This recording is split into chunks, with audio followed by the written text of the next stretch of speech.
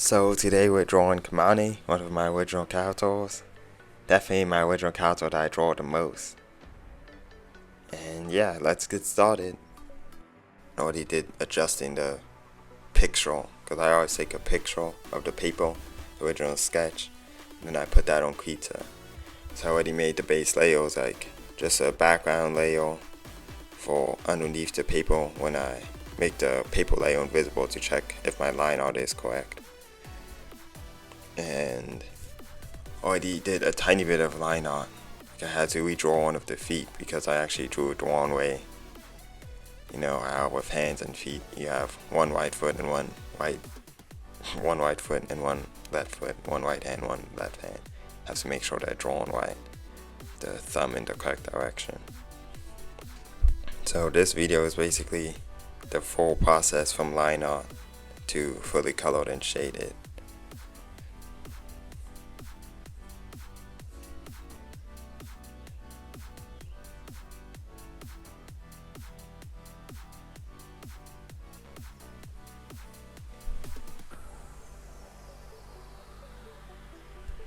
So I just trace off my line art on my original sketch lines, this original sketch pencil lines.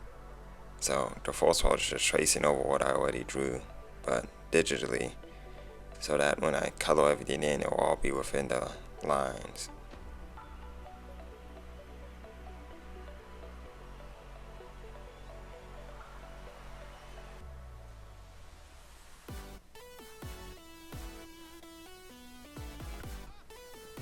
If the lines are on, I just erase them and draw them again.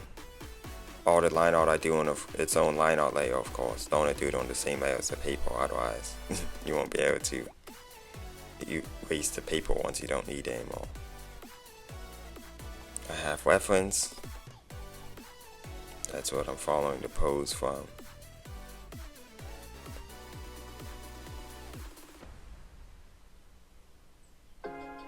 And I press M on my keyboard on Krita. It mirrors the canvas so that you're able to see if it's wonky or not aligned correctly, and make sure all of your lines are how you want them to be.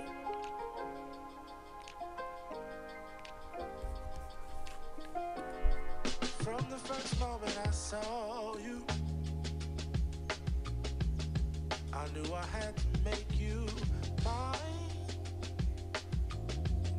Wanted to know everything about. So I was to draw the couch in the background and just making sure that it's right and checking the reference. And I'll decide more on the background later. Right now we're just focusing on the couch.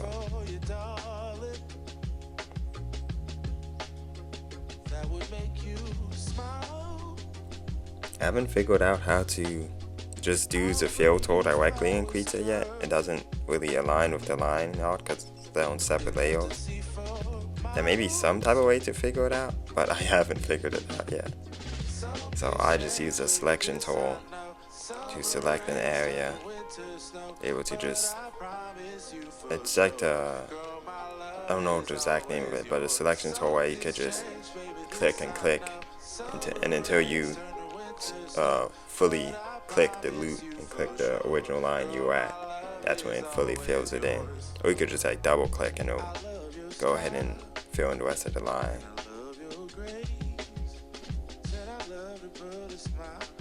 But I just use that selection tool, and then I'm able to color it in. Readjusting the eyelashes here. Look at all my outer art of the character to make sure the colors are right.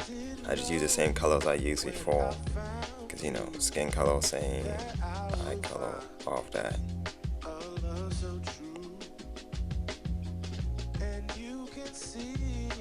Doing the eyes is always a fun part. Eyes are a really big part of anime style, so you get to add a lot of detail in such a small area. I should have multiple eye designs for this character, but I have a new one that I'm more satisfied with. That's what I go to now. I just turn off the layers to see how I made it, and select the individual colors. Often anime eyes have the highlights at the bottom and then the shadow at the top. So create kind of gradient going between the two. Then you can add some glow effects. I use orange color for glow effect. Then I just put it on somewhat translucent. And it makes this really nice kind of honey color glow. Then of course you do the white highlights. I most times use pale white for eyes because I'm able to just use a slightly darker bluish white for the shadows. Some people want to never use pale white, but I don't really mind using pale white.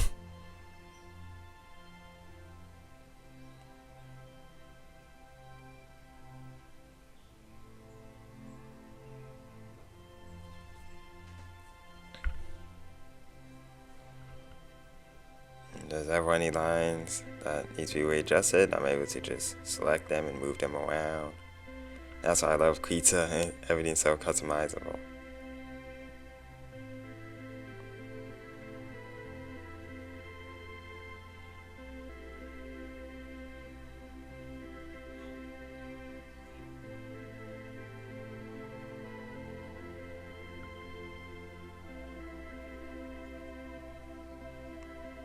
Select the edges of the palm or edges of the hand because I want to leave the palm open for a slightly lighter color. Do the same with the feet.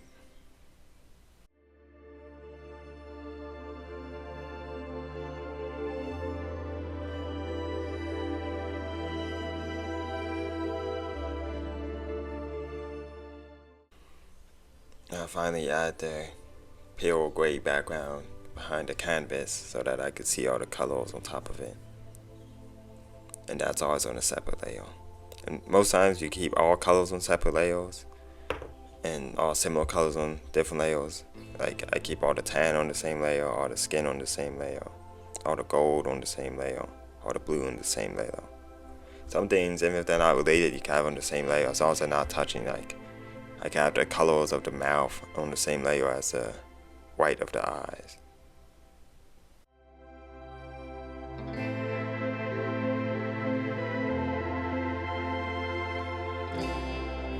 It's always satisfying once you're done selecting to just be able to brush over all of it, and it only goes inside of this selection. Selecting's the longest part.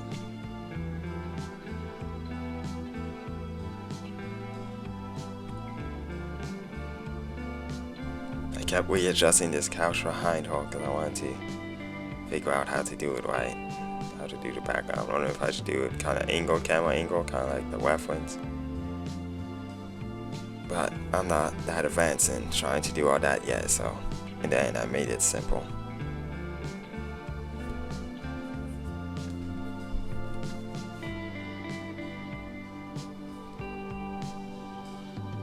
Finishing on the eye details.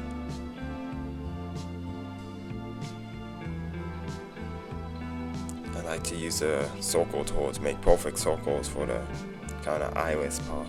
Makes it simpler.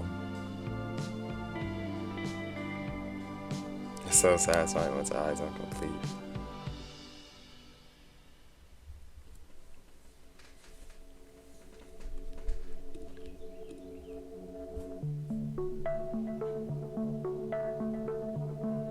Now that all the colors are finished, it's shading time. Just use darker versions of the other colors, like darker versions, skin color, darker, and also slightly more saturated.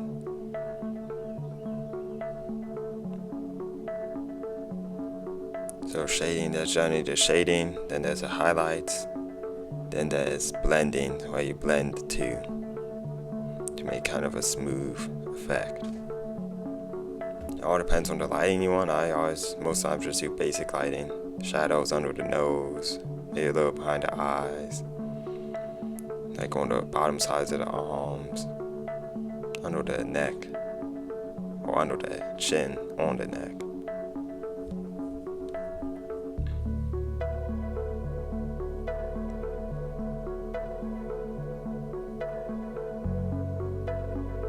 Shading is really what makes drawings come alive, instead of just being flat colors.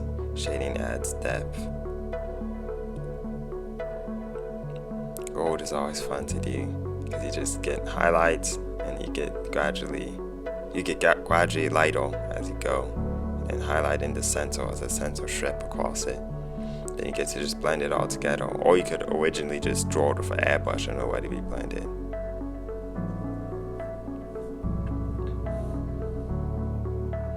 I also got the reference to help me with the background, since I still struggle with backgrounds.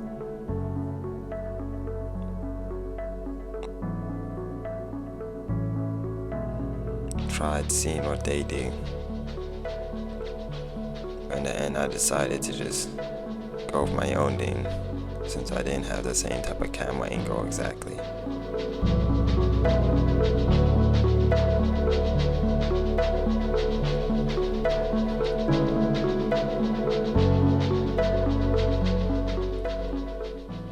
With the head, it's cool how easy it is to manipulate it and move it around. Wasn't satisfied with how it was before, it was too stiff. So since it's so close to the dark color anyway, the dark of the hair is so close to the line art color, the line art doesn't really matter. I could just draw the hair anywhere with the color and not worry about the line art.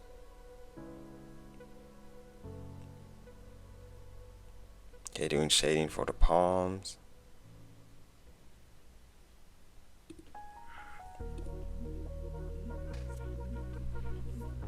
And the same for the soles of the feet. Hate it when my doubts and my fears swell up like the ocean. It feels like I could drown in my tears. Everything's overflowing.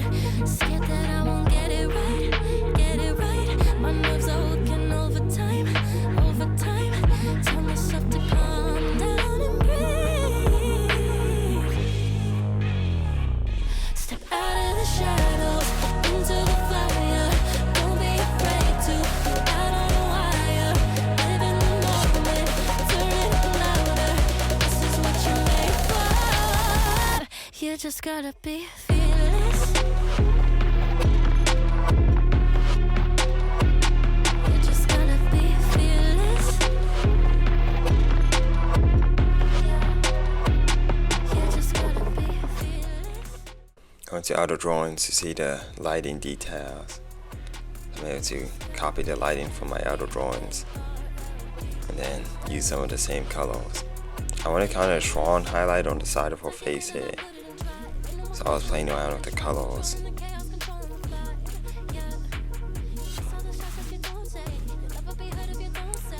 I have to make sure it's saturated enough and not too pale.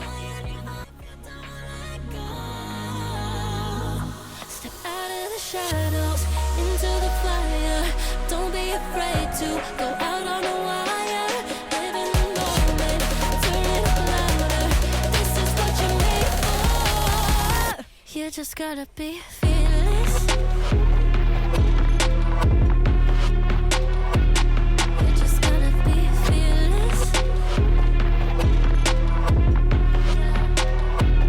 You just gotta be fearless.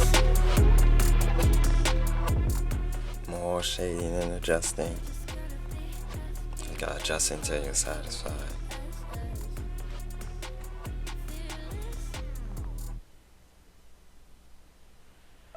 And shading, always I clip it onto the other layer, so I make a group layer, then there's a skin layer, then I make a shading layer for the skin, and I press a little A symbol next to the lock and the kind of grid pattern. There's an A symbol which locks the alpha channel to the other layers below it in this group. So that makes it where the shading only appears, like the skin shading only appears on top of the skin, and like tan shading only appears on top of the tan, and same with any other color. Then I also make a separate layer for lighting a lot of the times, any special adjustments, any special glows or something. Keeping things on separate layers keep things organized, even though it does take up slightly more computer space.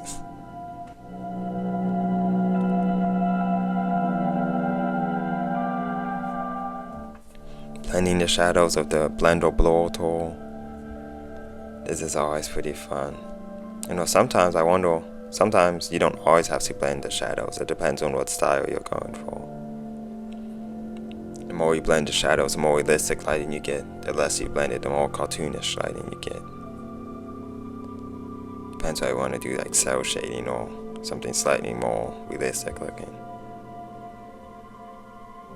Doesn't make a super big difference, but once it's all done, it does make a slightly noticeable difference. So it all depends on what you want.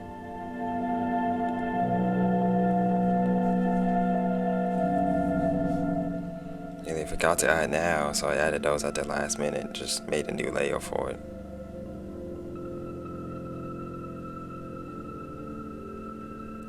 Figuring out these background patterns is cool. I experimented with some new Krita brushes, some kind of paint-like brush ones, so I could give the background a nice texture, so it's not just a flat color.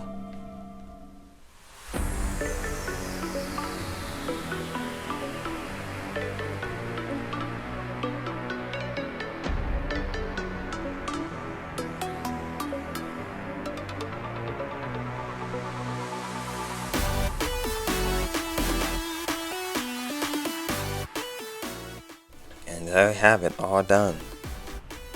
It was like, I did this over multiple days. It was like an hour here, 40 minutes here, hour here. So in total, the drawing probably took maybe like, I don't know, 7 hours? Something like that. Of course, that was also the original drawing time of when I drew it on paper. I don't know how long that took. So let's say drawing may took 9 hours. 10 hours, I don't know, something like that. But yep, just another drawing of my character. It was cool. And yeah, thank you for watching.